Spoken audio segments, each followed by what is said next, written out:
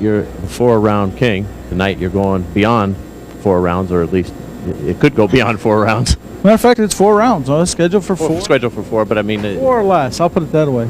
4 or less. You're going to knock him out? I plan on. I'd love to knock people out. I hate the decisions. I don't like to predict a fight, but I don't like the decisions. I feel very blessed to get a chance at the world title, and again, that's in such a short period of time. I said after the Arguello fight that maybe it wasn't the right time, but I had faith, and I just prayed that please let me come back and show my worthiness as a top contender and as a champ. I plan on boxing Tyson too. I think that I can box as good as he can, and I keep him in the middle of the ring, and I can punch if not better than Tyson. Will this be a win that puts Donnie Long back into the heavyweight picture? This will be a win that let everybody know that Donnie Long is back. Semua orang tahu menang itu penting, tapi bagaimana cara menang, itulah yang membuat seorang petinju dikenang selamanya.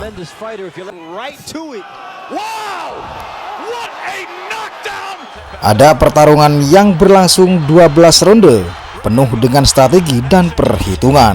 Namun ada juga yang berakhir sebelum benar-benar dimulai. Hari ini kita akan melihat KO ronde pertama paling brutal, cepat, dan paling tak terlupakan dalam sejarah tinju.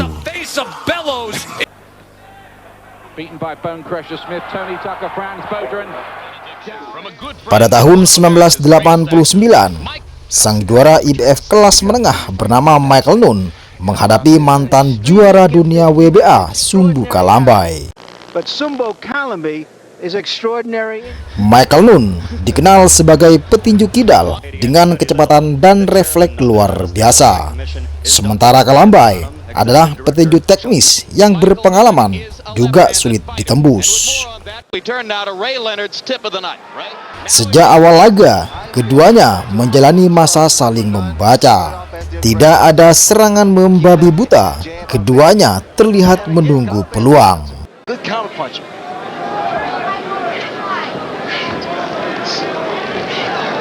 This is more of a feeling out process. Both men trying to find out what the other one has. I don't think either man will get crazy and throw some wild punches. Basically, just trying to get loose.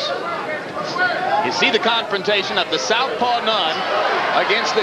Setelah awal yang singkat, Michael Nunn melepaskan pukulan kiri yang keras mengenai target. Pukulan itu tidak hanya tepat, tetapi juga datang tanpa peringatan. Kalambai langsung terjatuh ke kanvas.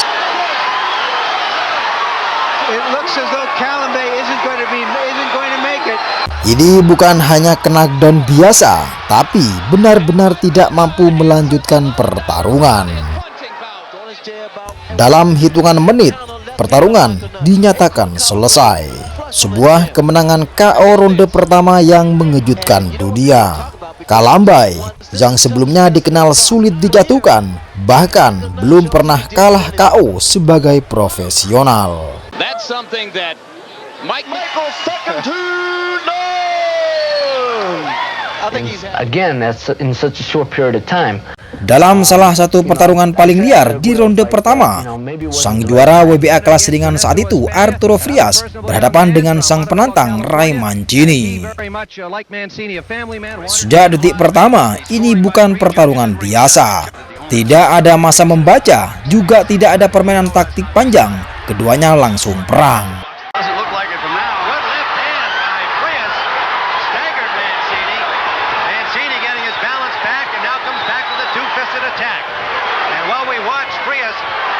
Frias lebih dulu menemukan momentum. Dia meneretkan pukulan keras yang membuat Mancini terluka, bahkan hidungnya mulai berdarah. Namun Mancini tidak mundur, justru dia membalas dengan gaya khasnya, maju tanpa takut, terus menekan. Sebuah kombinasi dilepaskan dengan telak dan tepat sasaran. Frias jatuh, sang juara bangkit, tapi situasinya sudah berubah total. Momentum kini milik Mancini.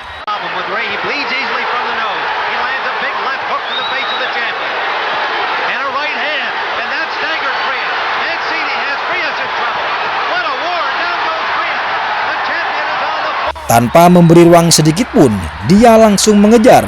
Pukulan demi pukulan dilepaskan tanpa henti. Tidak ada jeda ataupun belas kasihan. Frias terjebak, tidak mampu keluar dari tekanan. Wasit melihat kondisi tersebut dan sebelum kerusakan menjadi lebih parah, pertarungan dihentikan. Dalam waktu kurang dari 1 ronde, gelar dunia berpindah tangan.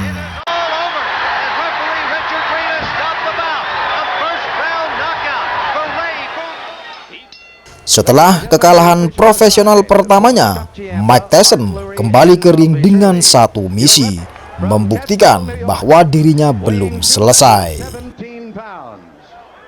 Lawannya bukanlah ecek-ecek. Henry Tillman adalah petinju yang punya sejarah pribadi dengan Tyson. Dia bahkan pernah mengalahkannya 2 kali di level amatir. Ini bukan hanya comeback, tapi pembalasan. Sejak bel pertama berbunyi, Tyson langsung menekan tanpa memberi ruang bergerak. Tillman berusaha bergerak, tapi tekanan dari Tyson terlalu intens.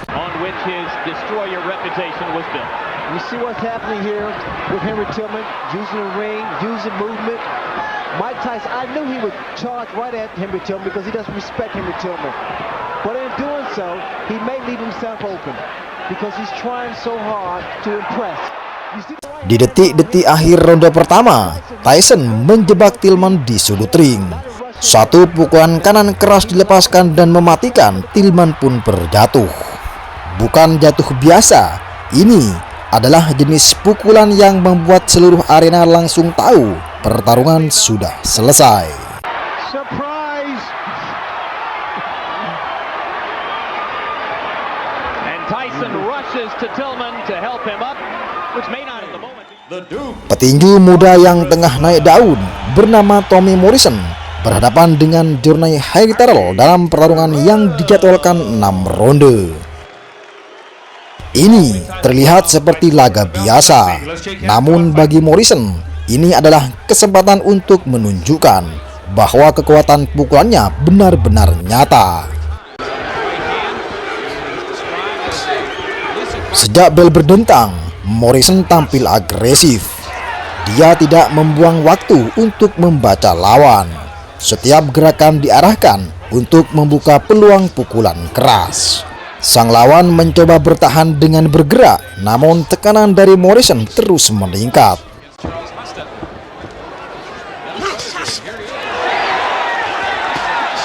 Waktu terus berjalan menuju akhir ronde pertama. Di momen itulah senjata andalan Morrison akhirnya dilepaskan. Sebuah hook kiri cepat, tajam, dan menghantam dengan sempurna. Terrell jatuh, dia masih mampu bangkit, tapi kondisinya sudah tidak stabil. Morrison tidak memberi kesempatan kedua. Dia langsung melepaskan serangan lanjutan dengan penuh keyakinan. Pukulan berikutnya kembali menjatuhkan Terrell. Kali ini lebih keras dan lebih sempurna.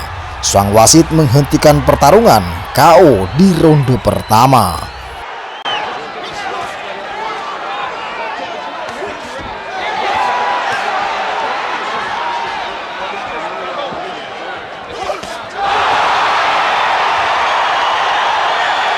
Malam itu, Morrison tidak hanya menang. Dia mengirim pesan sederhana namun jelas. Siapapun yang berdiri di depannya harus siap menghadapi kekuatan satu pukulan yang bisa mengakhiri semuanya.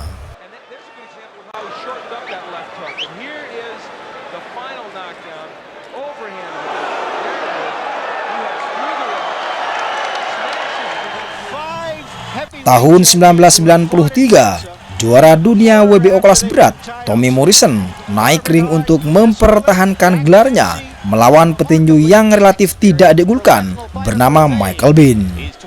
Ini seharusnya pertarungan pemanasan. Morrison sudah membidik pertarungan besar berikutnya melawan Lennox Lewis.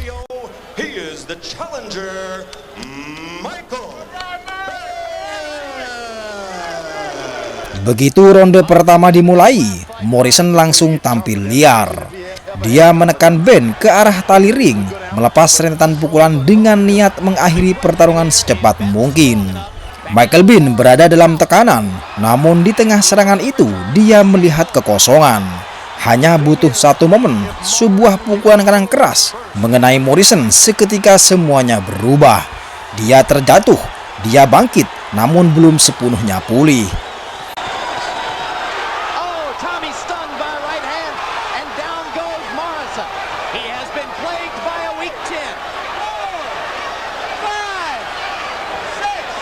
Ben tidak menyia-nyiakan kesempatan, dia langsung menyerang kembali. Dia mencoba bertahan, namun keseimbangannya belum kembali.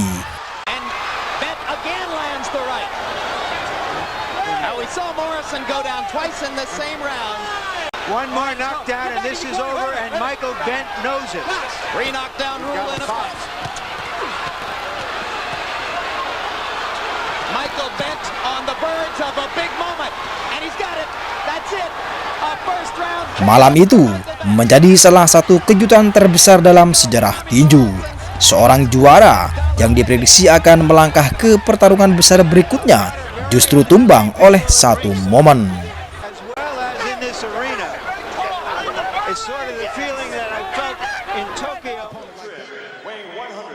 Dalam salah satu duel awal yang penuh drama, Oscar De La Hoya menghadapi petinju Meksiko bernama Narciso Valenzuela. Sejak awal, De La Hoya langsung maju mencoba menguasai pertarungan.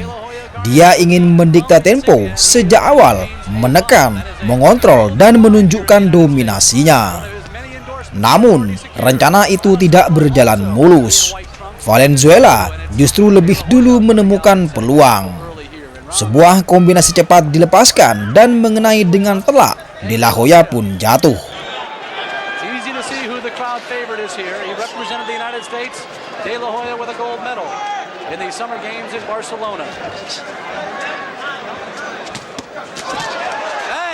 Valenzuela steps inside a foam move. He drops a left to the chin of De La Hoya. Seketika situasi berubah. Dari yang semula mengontrol, dia kini harus bangkit dari tekanan. Tetapi disinilah mental seorang petarung diuji. Hanya beberapa saat kemudian dia membalas. Pukulan kanan keras menderat, Valenzuela kembali tergoyang. Valenzuela showing a lot of quickness and power here in round 1. Some said that he might be on his way down, that he had used it already. And De La Hoya comes back and he rocks him with the right. De La Hoya comes all the way back here in round 1. De La Hoya mulai mengambil alih, memanfaatkan kecepatan dan akurasi pukulannya. Suatu kombinasi kembali dilepaskan. Valenzuela jatuh untuk kedua kalinya. De La Hoya landing a right and another right to the head. And he sends him to canvas for the second time here in round 1. Dia mencoba bangkit, tapi kondisinya sudah tidak memungkinkan. Akhirnya wasit menghentikan pertarungan.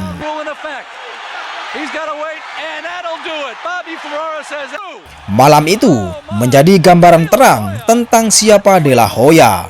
Petinju yang bukan hanya punya teknik dan kecepatan, tetapi juga mental untuk bangkit dalam tekanan dan membalikkan keadaan dalam sekejap. Another left, and Valenzuela's in trouble here, in big trouble.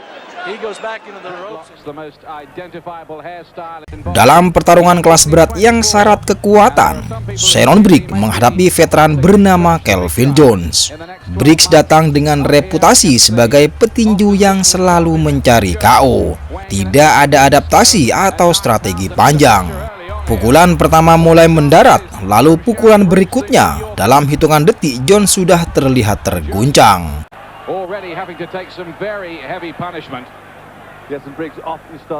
Briggs melihat itu seperti predator yang mencium kelemahan. Dia langsung menyerang dengan ganas, membuat Jones jatuh.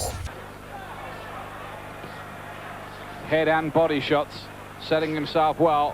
Jones, who was beaten in April by Britain's Henry Akinwande in Las Vegas in a couple of rounds. Beaten by Bone Crusher Smith, Tony Tucker, Franz Bodran down here and may not get up. Wasit tidak memberi kesempatan lagi. Ini adalah contoh kekuatan kelas berat. Tidak butuh strategi kompleks atau banyak ronde. Cukup satu momen dengan pukulan telak, semuanya selesai. And managed by Don King's publicist, Mike Marley. There's the finish. The left hook. He mixed his punches up very I feel like I can outbox Tyson. Di masa awal karirnya, Mike Tyson mulai dikenal sebagai fenomena yang menakutkan di kelas berat. Lawannya kali ini bernama Donnie Long, disebut-sebut sebagai salah satu ujian terberat Mike Tyson saat itu. Namun, yang terjadi di dalam ring jauh dari kata seimbang. Mike Tyson melepaskan hook kiri keras dengan telak, Long pun jatuh. Dia bangkit dengan cepat, tapi mempercepat akhir. Long himself, years of age. Long is 27. Oh, wow. Well, that was quick. Mike Tyson tidak memberi untuk pemulihan, dia langsung menekan lagi. Pukulan berikutnya kembali mendarat. Kali ini, Donnie Long dipaksa berlutut. Left hand again. Well, he nearly sent Long out of the ring with that left hook. Tyson. Oh, Long is down. Situasi sudah sangat jelas, namun Tyson belum selesai. Begitu Long berdiri untuk kedua kalinya, Mike Tyson langsung meluncurkan serangan terakhir. Wasit akhirnya menghentikan pertarungan KO di ronde pertama. Right hand barrage again. This is as bad as I've ever seen Donnie Long look, but give Tyson credit. That's it. Ini adalah salah satu contoh bagaimana Mike Tyson membangun reputasinya, menyelesaikan lawan dengan cepat tanpa memberi kesempatan berkembang. That was a good performance. Not just because of what he did. As you look at Di awal karir profesionalnya, Floyd Mayweather Jr. belum dikenal sebagai petinju defensif seperti sekarang. Saat itu, dia masih muda, agresif, dan memiliki kombinasi kecepatan serta power yang sering diremehkan. Setelah bel ditabuh, Mayweather tidak hanya menghindar, dia juga menyerang dengan tujuan jelas. Setiap pukulan punya niat, bukan hanya menyentuh tapi merusak. Di pertengahan ronde pertama, momen itu datang. Sebuah hook kiri ke tubuh dilepaskan dengan telak menghantam bagian rusuk. Rodriguez langsung jatuh.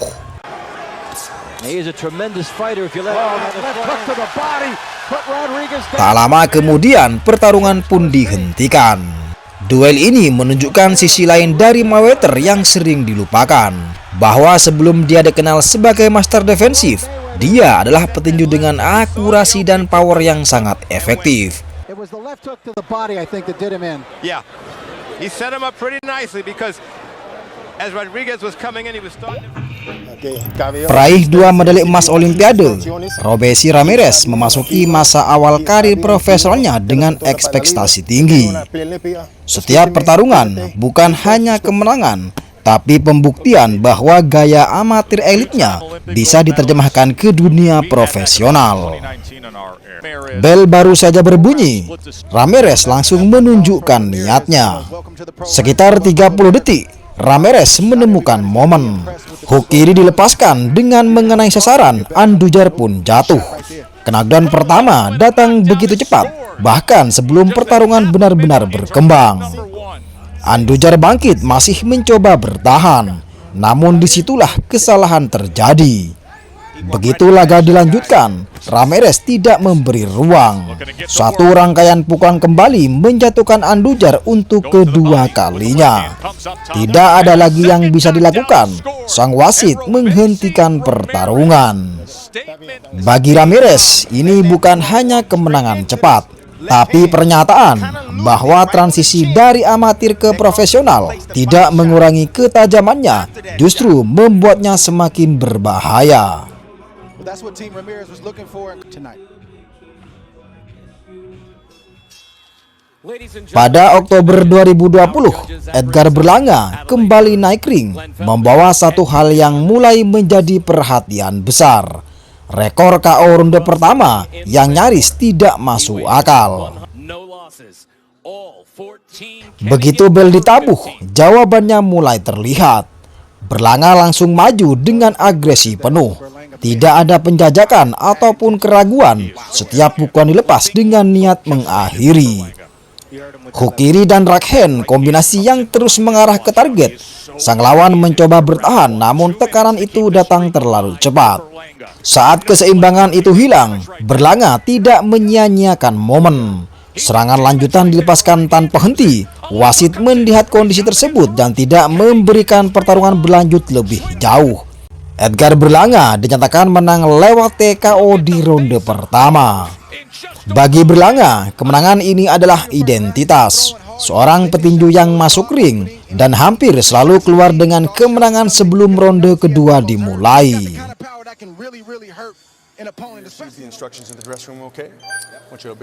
Petinju Jepang yang sedang membangun karirnya bernama Subaru Murata memasuki pertarungan profesional keempat dengan kepercayaan diri tinggi.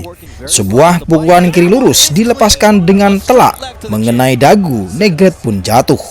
Bukan hanya kehilangan keseimbangan, tapi benar-benar terpukul oleh akurasi pukulan tersebut. Dalam duel singkat itu, Murata menunjukkan sesuatu yang penting, bahwa bukan hanya kekuatan menentukan, tetapi juga presisi. Suatu pukulan yang tepat bisa mengakhiri semua, bahkan sebelum pertarungan berkembang.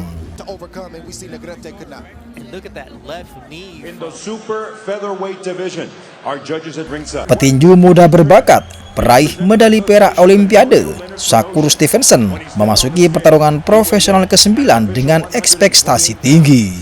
Lawannya adalah petinju veteran berpengalaman, Simeon, sosok yang dikenal tangguh dan pernah menghadapi banyak petinju top.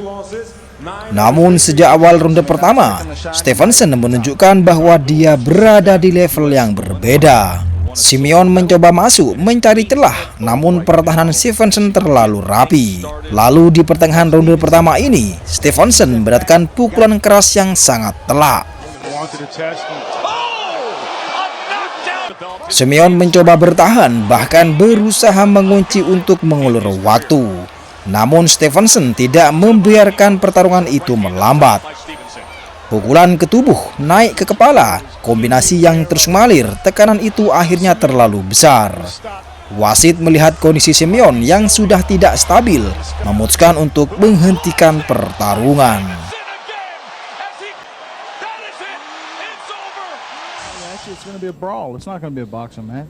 Di akhir 1990-an, nama Butterbin mulai dikenal luas sebagai sosok petinju dengan gaya unik. Fisik besar, gaya bertarung yang sederhana, tapi kekuatan pukulannya sangat mematikan. Tahun 1999, dia menghadapi mantan lawan Mike Tyson, Peter McNeely. McNeely dikenal sebagai petinju yang berani maju tanpa banyak pertahanan. Gaya seperti itu justru sangat berbahaya saat menghadapi petinju seperti Butterbin. Saat ronde pertama dimulai, Butterbin langsung maju. Dia tidak mencoba bermain teknik, tidak mencoba mengatur tempo, tapi datang dengan satu tujuan, dengan menyerang.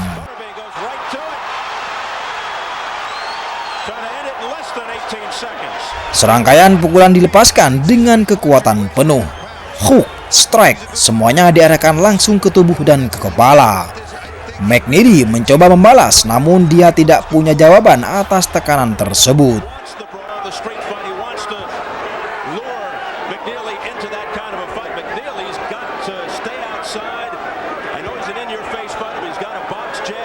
Situasinya semakin jelas, Butterbin terus mendominasi, serangannya tidak berhenti. Dan akhirnya, wasit melihat kondisi McNeely yang sudah tidak mampu memberikan perlawan berarti, pertarungan dihentikan.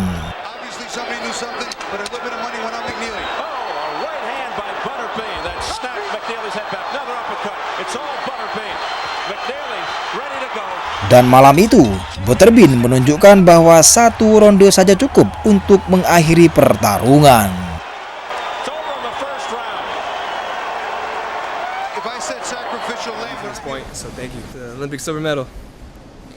Peraih medali perak Olimpiade tahun 2020, Richard Torres Jr. memasuki pertarungan profesional ke-6 dengan reputasi sebagai heavyweight muda yang agresif dan eksplosif.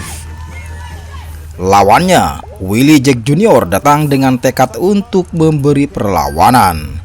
Pukulan kidal andalannya mendarat dengan telak membuat Jack langsung jatuh. Dia berhasil bangkit, namun Torres tidak menyia-nyiakan kesempatan. Dia memberikan serangan lebih brutal, rentetan pukulan ke kepala menghujani tanpa henti. Jack tidak membalas, hanya bertahan. Sang wasit melihat situasi tersebut, akhirnya menghentikan pertarungan lewat technical knockout. Pertarungan ini mungkin singkat, tapi cukup untuk menunjukkan bahwa Torres bukan hanya prospek Olimpiade, tapi petinju yang membawa tekanan konstan. Di tengah sorotan karena rekor KO ronde pertama yang luar biasa, Edgar Berlanga kembali naik ring melawan Georgie Faru. Namun di duel ini, Edgar Berlanga tidak ada rasa ragu. Disitulah Berlanga kembali menunjukkan insting finishernya. Edgar Berlanga kembali memperpanjang rekor KO ronde pertamanya. Sebuah rekor yang bukan hanya soal angka, tapi juga tentang dominasi sejak detik pertama.